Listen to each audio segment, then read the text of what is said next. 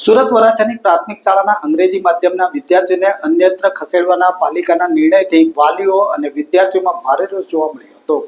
સુરત નગર પ્રાથમિક શાળાનું સંચાલન વારંવાર વિવાદમાં આવે છે, ત્યારે હવે મોટા વરાછાની પ્રાથમિક શાળાના 320 જેટલા અંગ્રેજી માધ્યમના વિદ્યાર્થીઓને અન્યત્ર શાળામાં ખસેડવા પાલિકાના નિર્ણય સામે વાલીઓ અને વિદ્યાર્થીઓમાં રોષ ફેલાયો છે।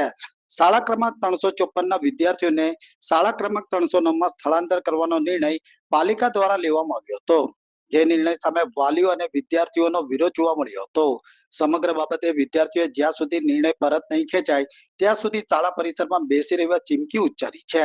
સાથે સાથે શાળાના આચાર્ય અને સત્તાધીશો પોતાની મનમાની ચલાવતા હોવાના આક્ષેપ પણ કરવામાં આવ્યા હતા।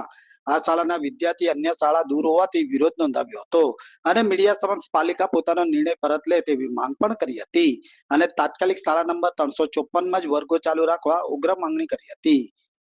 ઓકે, મારું નામ રાકેશ રામાણી, હું પોતે ચાર્ટર્ડ એકાઉન્ટન્ટ છું। આ શાળાની અંદર ટોટલ 320 વિદ્યાર્થીઓ ભણે છે। આ શાળાની અંદર 320 વિદ્યાર્થીઓનું અચાનક ટ્રાન્સફર કરવામાં આવ્યું છે। આ એક રીતે જોવા જઈએ તો બાળકનું શિક્ષણ નહીં પણ શિક્ષણનું બાળમરણ છે। વિદ્યાર્થીઓને અહીંયા ભણવા માટે આવવું છે, પણ આ લોકો અહીંયા છે ને અંદર એન્ટ્રી આપતા નથી। આ બધું ધ્યાનમાં લઈને અમે અહીંયા અંદાજિત સમજી લો કે 120 બાળકો છે, એમની સાથે વાલીઓને મેળવી દઈએ તો 350 થી 400 લોકો અહીંયા અમે આંદોલન પર બેઠા છીએ। અમારી એક જ ડિમાન્ડ છે, અમારી એક જ માંગ છે, અમે શાંતિપ્રિય આંદોલન કરવા બેઠા છીએ।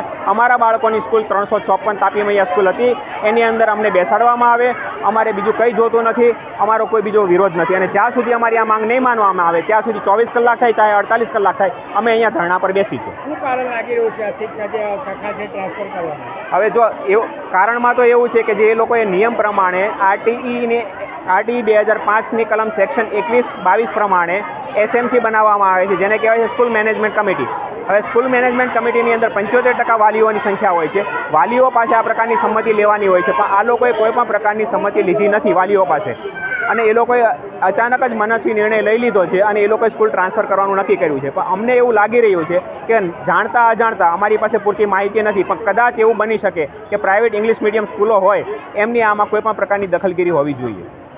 મારું નામ કાછડિયા વિશ્વા રાજેશભાઈ છે। હું તાપી મૈયા પ્રાઇમરી સ્કૂલ નંબર 354માં ભણું છું। કેમ ભૂખ હડતાલ પર રહેવું પડે? આ સ્કૂલ અમારી ઇંગ્લિશ મીડિયમની છે અને સરકારે બનાવેલી છે, 5 વર્ષથી ઇંગ્લિશ મીડિયમ માટે જ બનાવેલી છે।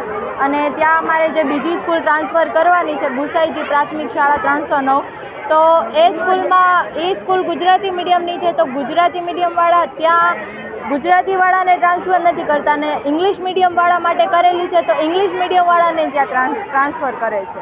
કેમ કરી રહ્યા છો? કોઈ કારણ ખબર પડી છે કે એ લોકોને સંખ્યા થોડીક વધારે થઈ ગઈ છે, તો એ લોકો એમ કહે છે કે તમારી સ્કૂલ તમે ટ્રાન્સફર કરી શકો।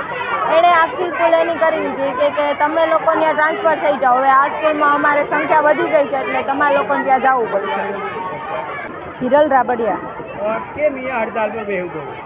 હે હડતાલ પર કેમ બેસવું પડે? આ સ્કૂલ અમારા બાળકોની ઇંગ્લિશ મીડિયમની છે અને ત્યાંથી બાળકોને અત્યારે કીધા વગર ટ્રાન્સફર કરાયા છે, અને ઇંગ્લિશ મીડિયમ સ્કૂલ અમારા બાળકો માટે છે 354, તો અહીંયાથી ફેરવવાનું કારણ શું? એમ કીધા વગર આ છોકરાઓને ફેરવવા, એના ભવિષ્ય સાથે છેડછાડ કરવો એ આ શિક્ષણ અધિકારીનો કોઈ સારું કાર્ય નથી। એમ શું લાગી રહ્યું છે? કેમ ફેરવી રહ્યા છે?